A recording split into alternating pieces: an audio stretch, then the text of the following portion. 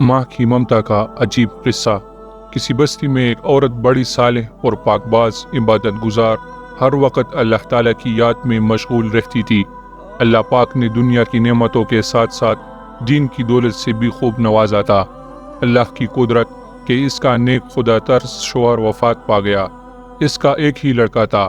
اس نیک دل عورت نے اس لڑکی کی بڑی اچھی طرح پرورش کی، ناز و نعمتوں سے پالا، تعلیم بھی اچھی دلائی۔ لڑکے نے جب دنیا کے میدان میں قدم رکھا تو ہر طرف اس کی حسن سلوک کے چرچے ہونے لگے۔ شریف لوگ اس کو عزت کی نگاہ سے دیکھتے تھے، بیوہ عورتیں اس کو دعائیں دیتی، یتیم بچے اس کے قدموں میں آنکھیں بچھاتے۔ یہ سب اسی وجہ سے کہ وہ ہر ایک سے حسن سلوک سے پیش آتا، وہ غریبوں سے ہمدردی کرتا، خیرات صدقات دیتا۔ عرض اس بستی میں کوئی ایسا فرد نہ تھا جو اس سے خوش نہ تھا۔ اس کے بستی والے ایسے نیک لوگ تھے کہ ہر گھر سے قرآن پاک کی تلاوت کی آواز آتی تھی، مساجد میں درس قرآن اور اللہ کے ذکر کی مجلس ہوتی تھی۔ عرض اس بستی کا ہر گھر جنت کا ایک نمونہ تھا، ہر فرد دوسرے کا غمخوار، ایثار اور شرافت کا پتلا تھا۔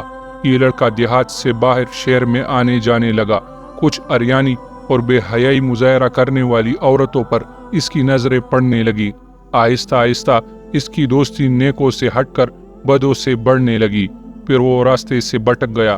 بد کردار دوستوں کے مشورے سے اس نے والدہ کے قید، دیہات کی پرسکون زندگی کو خیر آباد کہہ کر شہر کی فضا میں اپنا ڈیرا ڈال لیا۔ اس کے ڈیرے میں اب ہر قسم کے اوباش دوست اس کے گرد جمع ہونے لگے۔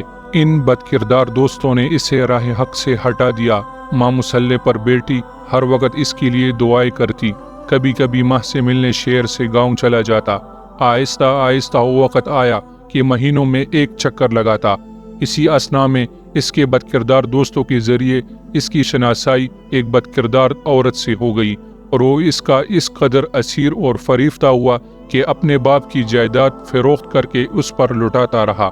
آخر وہ وقت آیا کہ وہ عورت جس نے اپنے نیک دل شوہر کی زندگی میں کبھی کوئی دکھ نہیں دیکھا تھا، اب دوسروں کے گھر مزدوری کرنے لگی۔ بیٹا جب بھی گاؤں آتا تو ماں مزدوری کے پیسوں سے بیٹے کو گھی لے کر دیتی، کچھ چیز بنا دیتی اور دعاؤں کے ساتھ رخصت کرتی۔ کافی عرصہ گزر گیا، لڑکا ماں کو ملنے نہ آیا۔ ماں بیٹے کی جدائی میں اپنے ہوش و حواس کھو بیٹھی۔ جب بھی کوئی غیر اس کے دروازے کو کٹکھٹاتا تو وہ دوڑ کر دروازے پر جاتی، بے ساختہ کہتی، میرے بیٹے تم آ گئے، بیٹے تم نے اتنی دیر کیوں لگائی؟ جب معلوم ہوتا کہ گلی کے کسی بچے نے دروازہ کٹکھٹایا تھا تو دل پر ہاتھ رکھ کر پھر مسلح پر آ بیٹھتی اور رونا شروع کر دیتی۔ روتے روتے اس نیک دل کی بینائی بھی جواب دے گئی، اور پھر جب اس لڑکے کے پاس کچھ نہ رہا تو اس عورت نے اپنے یاروں سے مشورہ کیا کہ اب اس سے جان چھڑائی جائے۔ مشورہ یہ طے ہوا کہ اس سے یہ فرمائش کی جائے کہ میری محبت جب ہی آپ سے رہے گی کہ آپ اپنی ماں کا دل نکال کر لاؤ۔ اس طرح وہ فرمائش پوری نہیں کرے گا تو خود ہی جان چھوٹ جائے گی۔ اس بد کردار عورت نے یہی فرمائش کی۔ وہ انسان جو ایک وقت میں فرشتہ تھا، آج خواہش نفس کی خاطر شیطان سے بھی بدتر ہو گیا، اور اس فرمائش کو بھی پورا کرنے پر تیار ہو گیا۔ خنجر لیا، گاؤں کی طرف چل دیا۔ عرصہ دراز کے بعد جب یہ بد نصیب دروازے پر پہنچا، آواز دی، ماں فرحت و خوشی سے دروازے کی طرف بڑھی، منہ سر چوما اور سینے سے لگایا۔ اس بدبخت نے خنجر نکالا، ماں کے سینے پر وار کیا، ماں کا دل نکال کر چل دیا۔ آسمان پر اندھیرا چھا گیا، اللہ کا عرش ہل گیا، فرشتوں نے دہائی دی، ظلم کی انتہا ہو گئی۔ بد کرداروں کا یار بد کردار جب فاحشہ عورت کے مکان پر پہنچا، ماں کا دل اس کے سامنے کیا۔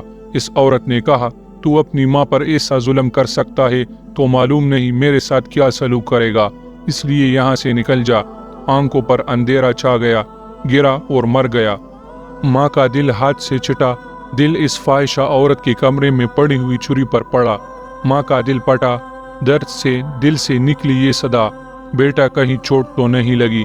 ماں کی عظمت، ماں کی شفقت، ماں کی محبت، ماں کے احسانات کو نظر انداز کر کے عورتوں کے آگے جھکنے والوں اور ماں کو حقارت کی نظروں سے دیکھنے والوں، تم پر اللہ کی لعنت، تم پر فرشتوں کی لعنت، تم پر پیغمبروں کی لعنت، تم پر تمام نیک انسانوں کی لعنت۔